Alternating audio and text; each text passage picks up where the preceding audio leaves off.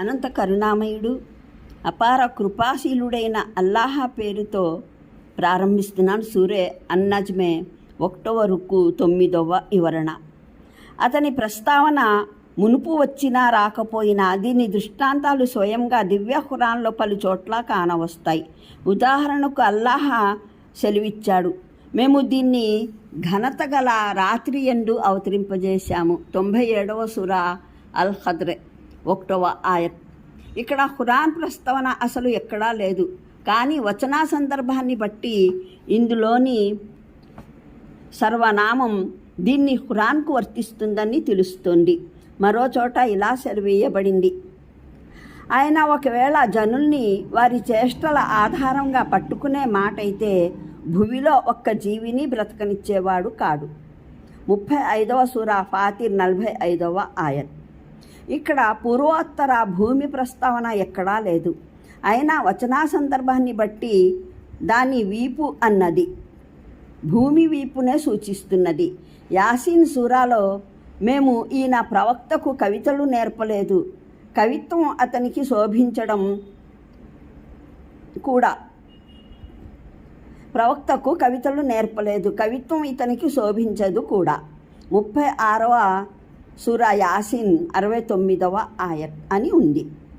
ఇక్కడ పూర్వాపరాలలో దైవ సందేశహరుల ప్రస్తావన అసలే రాలేదు, కానీ వచనా సందర్భం స్పష్టంగా చెబుతోంది. ఇందులోని సర్వనామాలు ప్రవక్త శ్రీ సల్లల్లాహు అలైహి వసల్లంకి చెందినవే. అవి రహమాన్ సూరాలో కుల్లు మన్ అలైహా ఫాయిన్ని, దీనిపై ఉన్న ప్రతీది నశ్వరమైనదే. 55వ సూర అర్-రహమాన్ 26వ ఆయత్ అని వచ్చింది. పూర్వాపరాలలో భూమి ప్రస్తావన ఎక్కడా లేదు, కానీ వచనా శైలి ద్వారానే వ్యక్తమవుతుంది. దానిపైన లోని సర్వనామం భూమిపైనే సూచిస్తున్నదని వాఖ్యా సూరాలో సెలవీయబడింది. ఇన్నాషా అసాహున్న ఇన్షాన్, మేము వారిని ప్రత్యేకంగా సృష్టిస్తాము. 56వ సూరా అల్-వాఖ్యా 35వ ఆయత్. ముందు వెనకాల ఇందులోని హున్న వారిని అన్న సర్వనామం వర్తించే వస్తువు ఏదీ లేదు.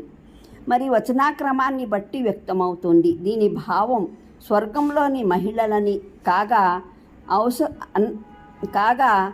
ఔహా ఇలా అబ్దిహి అన్నదానికి భావం ఎటు వచ్చి జిబ్రీల్ తన దాసునికి వహీ చేశాడు అన్నది కాజాలదు. కాబట్టి దీని భావం తప్పనిసరిగా జిబ్రీల్ అల్లాహ్ దాసునికి వహీ చేశాడు అని, లేదా అల్లాహ్ జిబ్రీల్ ద్వారా తన దాసునికి వహీ చేశాడు అనే అర్థం గ్రహించవలసి ఉంటుంది. అంటే మహానీయ ముహమ్మద్ సల్లల్లాహు అలైహి వసల్లం ఈ పరిశీలన జరిపింది పగటి వెలుగులో, పూర్ణ జాగ్రత్తావస్థలో, తెరిచిన కళ్ళతో. దానికి ఇది దృష్టి వంచన అని, లేదా తనకు కనిపిస్తున్నది ఏదో జిన్నో శైతానో అని, లేదా తన సమక్షంలో ఏదో ఊహాజనిత రూపం వచ్చేసిందని మేల్కొంటూనే తానేమైనా కలగంటున్నానా అని ఆయన హృదయానికి అనిపించలేదు. నిజానికి ఆయన హృదయం ఆయన కళ్ళు చూస్తున్న దాన్నే సరిగ్గా అర్థం చేసుకున్నాయి. ఈయన జిబ్రీలే అన్న విషయంలో ఆయనకు ఎటువంటి అనుమానము కలగలేదు. ఆయన అందజేస్తున్న ఈ సందేశము వాస్తవంగానే దైవం వద్ద నుంచి వస్తున్న వహీయే అన్న విషయంలోనూ ఆయనకు సందేహం కలగలేదు. ఈ సందర్భంలో ఒక ప్రశ్న, దైవ సందేశహరులు సల్లల్లాహు అలైహి వసల్లంకు ఇటువంటి వింతైన అసాధారణమైన అనుభవం విషయంలో అసలు ఏ విధమైన శంక కలగకపోవడానికి కారణం ఏమై ఉంటుంది? తన కళ్ళు చూస్తున్నది నిజంగానే వాస్తవమని, ఏదో కాల్పనిక ఆకారం కాదని, ఏదో జిన్నో శైతానో కాదని ఆయన సల్లల్లాహు అలైహి వసల్లం పూర్తి నమ్మకంతో ఏ విధంగా తెలుసుకోగలిగారు? ఈ ప్రశ్నలను గురించి మనం యోచిస్తే 5 కారణాలు మనకు బోధపడతాయి. 1, అది చూసిన బాహ్య పరిస్థితులు అది సరైనదేనని నమ్మకం కలిగించేవిగా ఉండేవి. దైవ సందేశహరుల సల్లల్లాహు అలైహి వసల్లం దాన్ని చీకటిలోనో, ధ్యానావస్థలోనో, కలలోనో లేదా అర్ధ నిద్రావస్థలోనో చూడలేదు. బాగా తెల్లవారి ప్రకాశం ఆవరించింది. ఆయన పూర్తిగా మేల్కొనే ఉన్నారు. ఆకాశం నిర్మలంగానే ఉంది. పగటి వెలుగులోనే తన కళ్ళారా ప్రపంచంలో ఎవరైనా ఏ దృశ్యాన్నైనా చూసే విధంగానే చూస్తున్నారు. ఇందులో ఏదైనా అనుమానాస్పదమైనది అయినట్లయితే మనం పగటి వేళ చూసే నదులు, కొండలు, మనుషులు, ఇళ్ళు చూసేదేమైనా అన్నీ సందేహాస్పదమైపోతాయి. అన్నీ కళ్ళు మోసమే అయిపోతాయి. 2. ఆయన అంతర్గత స్థితి కూడా అది సరైనదే అని నమ్మకం కలిగిస్తుంది. ఆయన పూర్తిగా స్పృహలో సచేతనంగానే ఉన్నారు. ముందే ఇటువంటి తలంపు ఏదైనా ఆయన మనసులో లేనేలేదు. ఇటువంటి దృశ్యం తనకు కానరావలసి ఉందని లేదా కానరానున్నదని ఆయన అనుకోవడం లేదు. ఆయన ఆంతర్యం ఇటువంటి ఆలోచనకు, అన్వేషణలకు పూర్తిగా దూరంగానే ఉంది. ఇటువంటి పరిస్థితిలో అకస్మాత్తుగా ఆయనకు ఈ వ్యవహారం ఎదురయ్యింది. ఈ పరిస్థితిలో ఆయన కళ్ళు వాస్తవాన్నే చూడటం లేదని, ఏదో కాల్పనిక ఆకారం కళ్ళ ముందర వస్తే చూస్తున్నాయని అనుమానపడటానికి అసలే తావులేదు. 3. ఇక ఆయన ముందర ప్రత్యక్షమైన వ్యక్తిత్వం మహోన్నతమైంది, సుందరమైంది, ప్రకాశమానమైంది. ఇటువంటి వ్యక్తిత్వం గురించి లోగడ ఆయన ఊహల్లోనూ తలంపుల్లోనూ ఎటువంటి భావననైనా ఆయనకు ఎన్నడూ కలగలేదు. అలా అయితే ఆయనకు ఏదైనా అనుమానం కలిగేది. ఇది తన ఊహాజనితమైనదేనని. పోతే ఏదో జిన్నో శైతానో ఇంతటి మహత్తరమైనది కాజాలదు. ఆయన దాన్ని దైవదూతగా కాక మరేమైనా అనుకోవడానికి. హజరత్ అబ్దుల్లా బిన్ మసూద్ రజియల్లాహు ఉల్లేఖనం ప్రకారం దైవ సందేశహరులు సల్లల్లాహు అలైహి వసల్లం తాను జిబ్రీల్ అలైహిస్సలాం అని చూసినప్పుడు ఆయనకు 600 పక్షాలు ఉండేవి అని అన్నారు.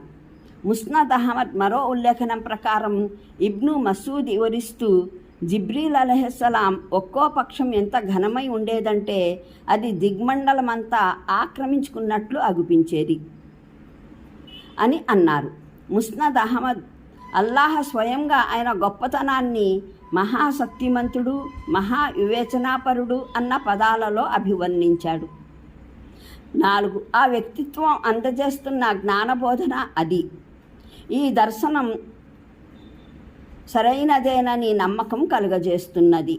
ఆయన ద్వారా తనకు అకస్మాత్తుగా ప్రాప్తమైన జ్ఞానం నిఖిల జగతిలోని వాస్తవికతలను గురించి ఆవరించి ఉన్న జ్ఞానం. దాని ఊహ కూడా మునుపు ఎన్నడూ తన మనస్సులో ఏర్పడలేదు. అలా అయితే ఇవి కేవలం తనలోని ఆలోచనలే రూపాంతరం చెంది ఇలా తన సమక్షంలోకి వచ్చేశాయని ఆయన అనుకోవడానికి. అదేవిధంగా ఆ జ్ఞానాన్ని గురించి అనుమాన పడేందుకు తావులేదు. శైతాన్ ఈ రూపంలో వచ్చి తనను మోసపుచ్చుతున్నాడని అనడానికి. శైతాన్ ఇలా ఎందుకు చేస్తాడు ఎన్నడూ చేశాడని, స్వచ్ఛమైన దేవుని ఏకత్వపు బోధనలను ఇవ్వడం, పరలోకంలో జరిగే పరీక్షను గురించి హెచ్చరించడం, అజ్ఞానం, మూఢత్వాల విధానాలకు దూరంగా పోవాలని మేల్కొల్పడం, ఉత్తమ నైతిక వ్యవహార సరళిని అవలంబించాలని ఆహ్వానించడం. ఒక వ్యక్తిని స్వయంగా నీవు ఈ బోధనని స్వీకరించడమే కాక ప్రపంచం మొత్తం నుండి బహుదైవారాధనలను, అన్యాయం, అత్యాచారాలను, పాపాలను, అపరాధాలను తుడిచిపెట్టడానికి, ఆ చెడుగుల స్థానే దేవుని ఏకత్వం, న్యాయం, నిష్ఠాగరిష్టతలను స్థాపించడానికి నడుం బిగించమని బోధించడం శైతాన్ చేసే పనేనా? అనంత కరుణామయుడు, అపార కృపాశీలుడైన అల్లాహ్ పేరుతో ప్రారంభిస్తున్నాను. సూరే అన్నజ్మే 1వ రుకు 9వ వివరణ. అతని ప్రస్తావన మునుపు వచ్చినా రాకపోయినా దీని దృష్టాంతాలు స్వయంగా